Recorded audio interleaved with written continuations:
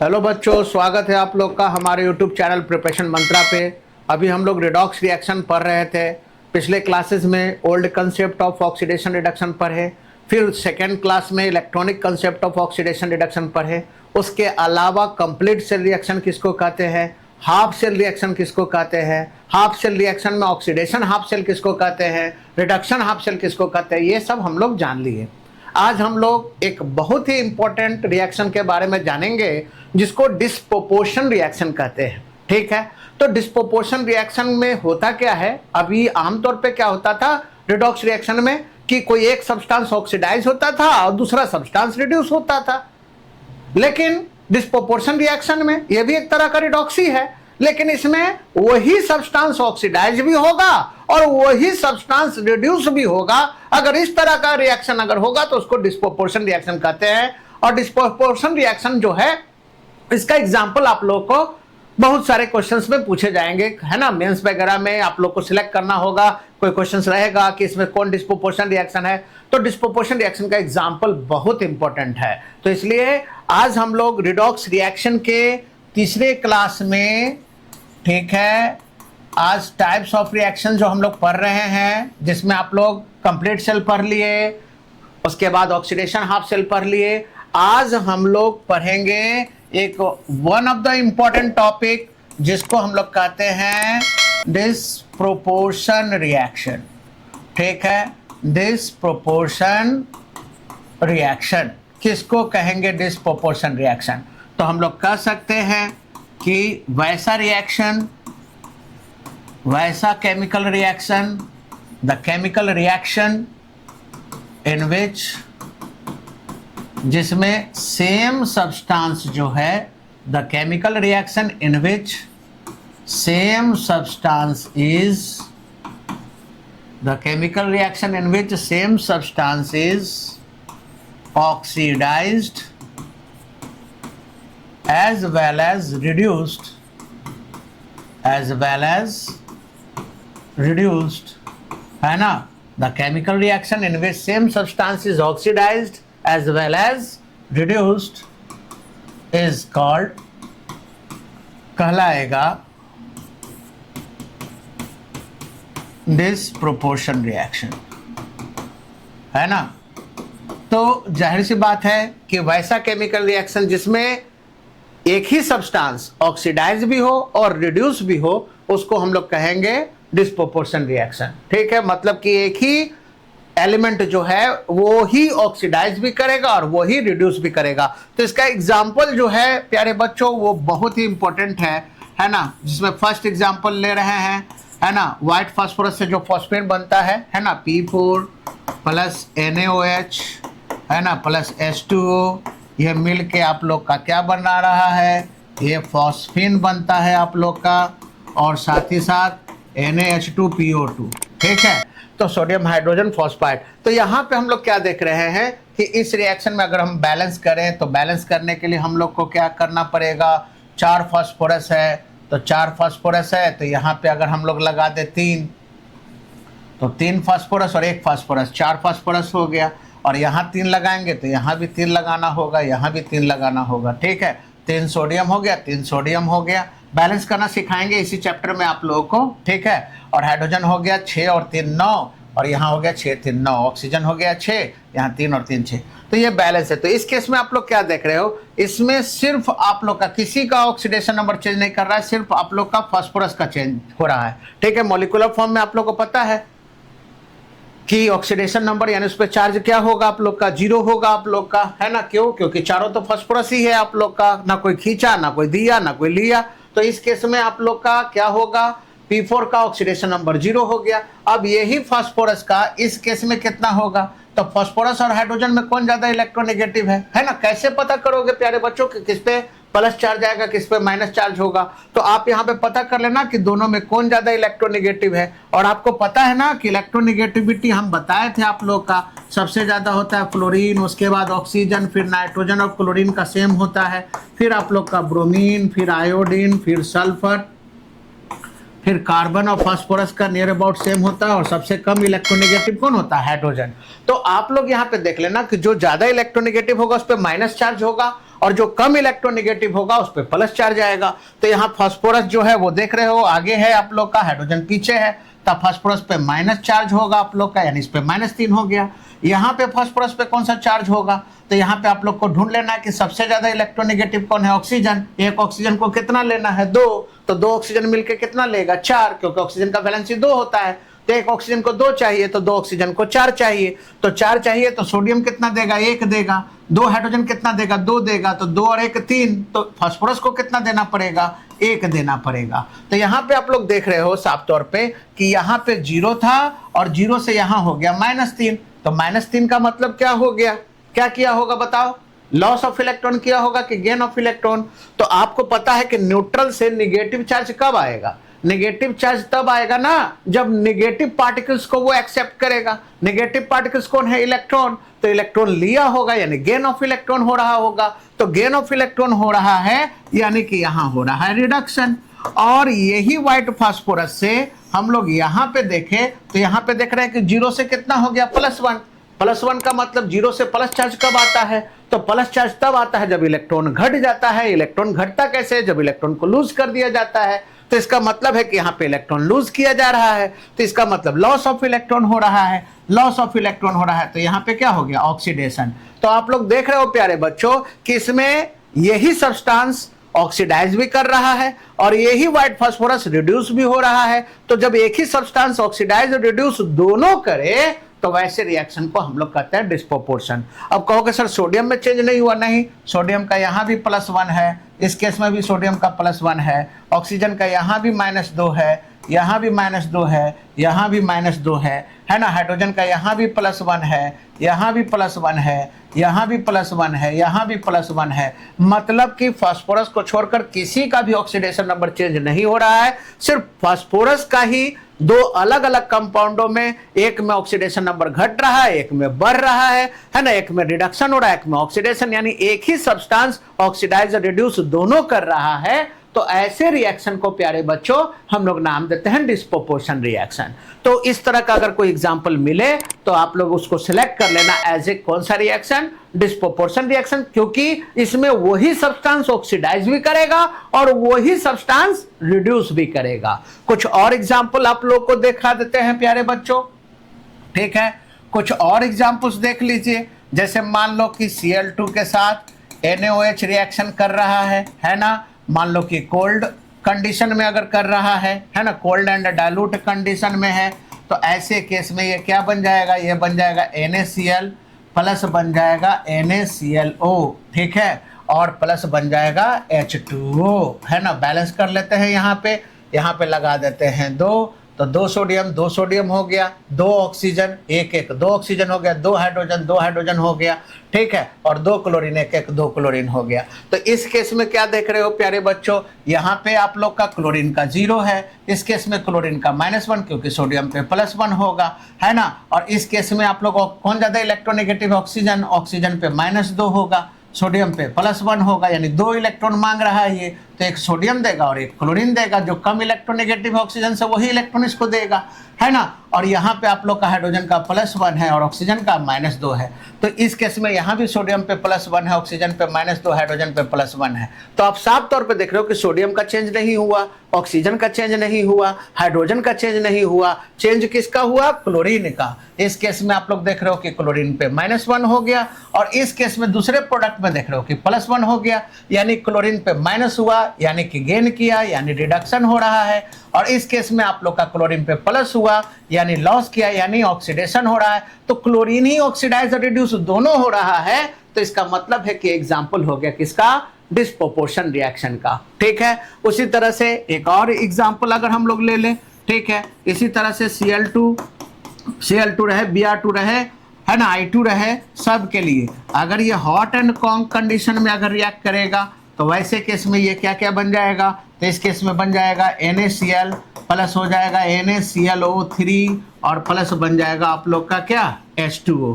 तो इस केस में आप लोग क्या देख रहे हो, अगर मान लो कि यहाँ हम 3 लगा दें, है ना, यहाँ हम लोग 5 लगा दें, तो ऐसे केस में 6 क्लोरीन 5 और 1 6 क्लोरीन हो गया। यहाँ पे हम 6 लगा दें तो 6 सोडियम 5 1 6 सोडियम हो गया, 6 ऑक्सीजन, यहाँ पे 3 और यहाँ पे आप लोग का कितना हो जाएगा, आप लोग का 3 3 3 6 ऑक्सीजन हो गया, हाइड्रोजन भी 6, यहाँ भी 6 हाइड्रोजन हो गया। तो इस केस में भी आप लोग देख रहे हो कि सोडियम पे चेंज नहीं हुआ, +1 है, इस केस में भी +1, यहाँ भी +1, ऑक्सीजन पे -2 है, यहाँ भी ऑक्सीजन पे -2 है, हाइड्रोजन पे +1 है, यहाँ भी हाइड्रोजन पे +1 है। तो चेंज किसका हुआ, क्लोरीन का। यहाँ पे क्लोरीन का कितना हो गया, -1 हो गया है। और इसी केस में यहाँ पे क्लोरीन पे कितना हो गया, तो एक ऑक्सीजन को 2 चाहिए, 3 ऑक्सीजन को 6 चाहिए, तो ये 1 देगा, तो क्लोरीन को कितना देना होगा, 5। तो यहाँ पे आप लोग देख रहे हो कि इस केस में घटा यानी डिडक्शन हो रहा है आप लोग का, और इस केस में क्या हो रहा है, लॉस ऑफ इलेक्ट्रॉन किया, यानी 5 इलेक्ट्रॉन लूज किया 0 से, तब यहाँ पे ऑक्सीडेशन हो गया। तो यहाँ भी देख रहे हो प्यारे बच्चों की एक ही सब्सटेंस ऑक्सीडाइज भी हो रहा है, रिड्यूस भी हो रहा है। तो ऐसा एग्जाम्पल अगर कहीं देखने को मिले तो समझ लेना कि वो डिस्प्रोपोर्शन रिएक्शन होगा। तो डिस्प्रोपोर्शन रिएक्शन का मतलब आप लोग समझ गए कि एक ऐसा रिएक्शन है जिसमें अलग अलग सब्सटेंस ऑक्सीडाइज रिड्यूस नहीं करेगा, वही सब्सटेंस एक प्रोडक्ट में ऑक्सीडाइज फॉर्म में रहेगा, दूसरे प्रोडक्ट में अगर रिड्यूस फॉर्म में रहेगा, तो समझ लेना कि वो एग्जाम्पल होगा किसका, डिस्प्रोपोर्शन रिएक्शन का। ठीक है प्यारे बच्चों, अब आइए अब इसी कैटेगरी में एक हम लोग देख लें, नॉन रिडॉक्स रिएक्शन किसको कहेंगे, है ना। नॉन रिडॉक्स रिएक्शन किसको कहेंगे, तो नॉन रिडॉक्स रिएक्शन मतलब कि एक ऐसा रिएक्शन जिसमें ना किसी में ऑक्सीडेशन होने वाला है और ना ही रिडक्शन होगा। तो जाहिर बात है, ना ऑक्सीडेशन हो ना रिडक्शन हो, उसको नॉन रिडॉक्स कहेंगे, है ना। कंप्लीट सेल में ऑक्सीडेशन रिडक्शन दोनों होगा, हाफ सेल में सिर्फ ऑक्सीडेशन या सिर्फ रिडक्शन होगा, है ना। डिस्प्रोपोर्शन में एक ही सब्सटेंस ऑक्सीडाइज करेगा, रिड्यूस करेगा, ठीक है। लेकिन नॉन रिडॉक्स में क्या होगा, तो हम लोग कह सकते हैं कि नॉन मतलब ना तो होगा रिडक्शन ना ही होगा ऑक्सीडेशन। तो हम लोग कह सकते हैं कि the chemical reaction in which the chemical reaction in which substance is neither oxidized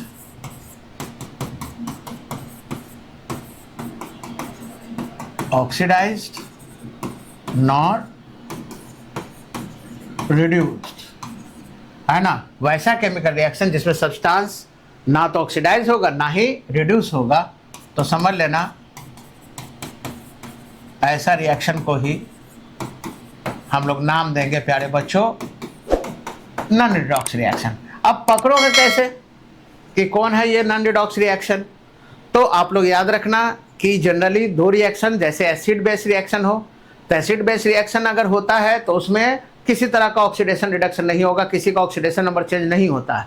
और दूसरा कॉम्प्लेक्स फॉर्मेशन अगर हो रहा हो तो वहां भी आप लोग समझ लेना कि वो नॉन रिडॉक्स रिएक्शन होगा। तो इसमें 2 कैटेगरी है, ठीक है। नॉन रिडॉक्स में पहला, अगर कहीं आप लोग को नजर आए एसिड बेस रिएक्शन, तो समझ लेना कि एसिड बेस रिएक्शन अगर जहां हो रहा हो तो वो नॉन रिडॉक्स का कैटेगरी में होगा।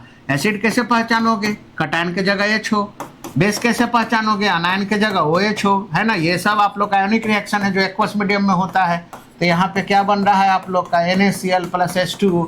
अब इसमें चेक कर लो किसी का भी ऑक्सीडेशन नंबर चेंज नहीं हुआ है। जैसे यहाँ हाइड्रोजन का +1 है, क्लोरीन का -1 है, सोडियम का +1 है, ऑक्सीजन का -2 है, हाइड्रोजन का +1 है, यहाँ सोडियम का +1 है, क्लोरीन का -1 है, हाइड्रोजन का +1 है, ऑक्सीजन का -2 है। तो यहाँ पे देख लो, इस तरफ भी हाइड्रोजन का +1, इस तरफ भी हाइड्रोजन का +1, क्लोरीन का -1, इधर भी -1, सोडियम पे +1, इधर भी +1, ऑक्सीजन पे -2, इधर भी -2, किसी का ऑक्सीडेशन नंबर चेंज नहीं हुआ। तो ये आप लोग का एग्जाम्पल है किसका, रिडॉक्स का कि नॉन रिडॉक्स का, नॉन रिडॉक्स का। तो जहां भी देख लेना कि एसिड और बेस का जोड़ा अगर मिलेगा, आप लोग को पता है कि एसिड बेस रिएक्ट करेगा तो साल्ट प्लस वाटर बनेगा, तो ऐसे केस वाला नॉन रिडॉक्स रिएक्शन होगा, ठीक है। और आप लोग देख सकते हो, है ना। इसी तरह से अगर मान लो कि ले लिए हम HNO3 और इधर ले लिए हम लोग KOH, ठीक है। यहाँ पे एक्वस, ये एसिड है, ये बेस हो गया आप लोग का, बोलो क्या बनेगा, ये बनेगा KNO3 + H2O। ये भी आप लोग का, इसमें किसी का भी चेंज नहीं हो रहा। यहाँ भी +1 है, -2 है, हाइड्रोजन का +1 है, यहाँ भी +1 है। नाइट्रोजन का कितना हो गया, एक ऑक्सीजन को 2 चाहिए तो 3 को 6, तो ये कितना हो जाएगा 5, है ना। यानी आप लोग देख रहे हो 5 1 6 3 2 6 है ना। इस केस में पोटेशियम पे कितना होगा +1, नाइट्रोजन पे +5, ऑक्सीजन पे -2, हाइड्रोजन पे +1 -2, ये सब निकालना सिखाएंगे प्यारे बच्चों, घबराइएगा नहीं। तो ये भी आप लोग का क्या है, आप लोग का ये एसिड हो गया है ना, ये बेस हो गया। जहां भी एसिड बेस रिएक्ट करके साल्ट प्लस वाटर बन रहा हो, समझ लेना कि ये कैसा रिएक्शन है। ये एग्जाम्पल है आप लोग का रेडॉक्स का कि नॉन रेडॉक्स का, बोलो नॉन रिडॉक्स रिएक्शन का एग्जाम्पल है। ठीक है, तो कहीं भी एसिड बेस रिएक्शन आ जाए उसमें आप लोग देखोगे कि ऑक्सीडेशन नंबर चेंज नहीं होता है आप लोग का, और वैसा रिएक्शन प्यारे बच्चों नॉन रिडॉक्स रिएक्शन कहलाता है। ठीक है, और इसमें एक दूसरा एग्जाम्पल जो है वो है कॉम्प्लेक्स फॉर्मेशन वाला। ठीक है, यानी अगर कहीं भी कॉम्प्लेक्स फॉर्मेशन हो रहा हो तो कॉम्प्लेक्स फॉर्मेशन भी जो है वो नॉन रिडॉक्स का टाइप होता है। ठीक है, जैसे मान लो कि इसमें कुछ का याद रखना कि हर एक कॉम्प्लेक्स का जो सेंट्रल मेटल होता है उसका अपना एक फिक्स कोऑर्डिनेशन नंबर होता है, उससे वो कभी समझौता नहीं करता। ठीक है, तो यहाँ पे अगर हम लोग एक एग्जांपल दें, जैसे मान लो कि KCN है, ठीक है, और यहाँ पे अगर मान लो कि हम यूज़ कर लें, ठीक है, KCN है और ये FeCl3 है। तो एक चीज़ याद रखना है ना, कॉम्प्लेक्स वाले केस में याद रखना कि हर एक का सेंट्रल मेटल का अपना एक फिक्स कोऑर्डिनेशन नंबर होता है। ठीक है, जैसे अगर आयरन पे 2+ है तो उसका फिक्स होगा कि कोऑर्डिनेशन नंबर 6 होगा। आयरन पे 3+ है तो उसका भी फिक्स कोऑर्डिनेशन नंबर 6 होता है। Cu+ है तो उसका कोऑर्डिनेशन नंबर है ना, जनरली ऐसे 2 और 4 होता है, लेकिन 4 इसका Cu++ का जनरली 2 होता है। ठीक है, इसी तरह से आप लोग का Na++ हो, है ना, इसका कोऑर्डिनेशन नंबर 4 होता है आप लोग का। Cu++ हो, इसका कोऑर्डिनेशन नंबर 4 होता है। Zn++ हो, इसका कोऑर्डिनेशन नंबर 4 होता है ना। तो इसी तरह से हम लोग सबका आगे केस हम लोग रीड करेंगे। ठीक है, तो यहाँ पे अगर हम लोग बात करें कि Fe पे पहले क्या करना, कॉम्प्लेक्स कैसे बनेगा, तो Fe पे कितना प्लस है आप लोग का 3+ है यहाँ, क्योंकि 1 क्लोरीन पे 1 माइनस, 3 क्लोरीन पे 3 माइनस, तो 3+ का कोऑर्डिनेशन नंबर कितना चाहिए 6, यानी इसको कितना साइनाइड चाहिए 6 साइनाइड चाहिए, तो यहाँ 6 लगा देना। अब यहाँ पे कॉम्प्लेक्स में होगा क्या कि ये सेंट्रल मेटल डी ब्लॉक वाला बनेगा, और ये जो साइनाइड है लिगैंड है ये आप लोग का लिगैंड के फॉर्म में जाएगा। तो यहाँ पे आप लोग का होगा क्या, अंदर पहले ले जाओ इनको, Fe को ले जाओ और साइनाइड को ले जाओ, तो साइनाइड कितना जाएगा 6 साइनाइड जाएगा। बंद कर लो दरवाजा। ठीक है, अब यहाँ पे देख लेना कि FeCN का होल 6 ऐसे करके यहाँ डी ब्लॉक वाले को चूज कर लेना, सेंट्रल मेटल बनेगा, और यहाँ पे जो लिगैंड है आप लोग का साइनाइड उसको चूज कर लेना। अब ये दोनों जो है ये चला जाएगा रूम के अंदर, कॉम्प्लेक्स के अंदर। अब यहाँ पे हम लोग क्या देख रहे हैं कि Fe पे 3+ है, तो Fe पे 3+ है, इसका मतलब कि इस पे 3+ है, और साइनाइड पे होता है 1-, क्योंकि पोटेशियम पे 1+, तो 1 साइनाइड पे 1-, तो 6 साइनाइड पे 6- है आप लोग का, तो 6- और 3+, 6 साइनाइड है तो 6- हुआ और 3+, तो मिला जुला के बाहर 3- है आप लोग का। तो अगर इस पे -4 जाए तो आपको कटायन लगाना है, यहाँ पे आगे कटायन लगेगा। ठीक है, और अगर इस पे प्लस आए तो इसका मतलब अनायन लगना है, क्योंकि आपको पता है कि कटायन आगे होता है और अनायन पीछे होता है। ठीक है, तो याद रखना कि अगर -4 जाए कॉम्प्लेक्स पे तो ये अनायन हो गया, तो आपको कटायन लगाना है। कटायन कौन होगा K, तो कितना K लगाओगे, तो 3- है तो 3K लगाओगे, यानी ये हो गया K3FeCN का होल 6। ठीक है, और साथ ही साथ आप लोग का जो बच जाएगा वो आप लोग का एक नॉर्मल साल्ट हो गया, या कॉम्प्लेक्स साल्ट हो गया। नॉर्मल साल्ट कौन हो गया, तो 6 पोटेशियम में से 3 पोटेशियम यूज हो गया, तो 3 पोटेशियम बच गया और 3 क्लोरीन बच गया आप लोग का, यानी कि ये मिला के 3 नॉर्मल साल्ट हो गया 3KCl। तो ये अगर इस तरह का रिएक्शन कहीं आप लोग का हो रहा हो, ठीक है, तो समझ लेना कि ये नॉन रिडॉक्स है, इसमें किसी का चेंज नहीं हुआ। यहाँ भी +3, यहाँ भी +3, साइनाइड का माइनस, पोटेशियम पे प्लस, यहाँ भी +1, यहाँ भी +1, क्लोरीन पे माइनस, यहाँ भी क्लोरीन पे -4। ठीक है, तो ऐसा एग्जाम्पल जो है प्यारे बच्चों वो रिडॉक्स का नहीं नॉन रिडॉक्स का होगा। ठीक है, इसी तरह से और कुछ सिखा दे आप लोग को, है ना, जैसे अगर मान लो कि आप लोग को हम रिएक्शन दे, है ना, कि KCN और प्लस आप लोग का इधर CuSO4 है, क्या होगा, तो आप लोग को पता है कि डी ब्लॉक वाला, दोनों साल्ट में डी ब्लॉक वाला कौन है, कॉपर है। कॉपर पे कितना प्लस, तो सल्फेट पे 2- होता है, तो कॉपर पे 2+। कॉपर 2+ का कोऑर्डिनेशन नंबर कितना होता है 4, तो इसका मतलब कि यहाँ पे 4 लगा देना है, और चारों साइनाइड को, कॉपर और साइनाइड को रूम के अंदर ले जाना है, रूम के अंदर ले जाएंगे, यानी कौन कौन गया रूम के अंदर, Cu गया और Cn का होल 4 हो गया। अब देख लेना कॉम्प्लेक्स पे कौन सा चार्ज है, तो कॉपर पे 2 प्लस है और साइनाइड पे 1 माइनस है आप लोग का। तो जाहिर बात है कि एक साइनाइड पे 1 माइनस, कॉपर पे 2 प्लस, तो 4 साइनाइड है तो 4 माइनस और 2 प्लस, तो इस पे क्या आ गया, 2 माइनस चार्ज आ गया, है ना। जो चार्ज आप लोग का बढ़ेगा वो कॉम्प्लेक्स के ऊपर आ जाएगा। तो 2 माइनस है तो ये अनायन हो गया, तो अनायन हो गया तो कटायन लगाना है। कटायन कौन, पोटेशियम हो गया आप लोग का, तो के लगा देना है। कॉपर इसलिए नहीं लगा सकते क्योंकि ये कॉम्प्लेक्स के अंदर चला गया। तो कितना है, 2 माइनस है तो K2 लगाना होगा आप लोग को। तो ये हो गया K2 CuCN का होल 4।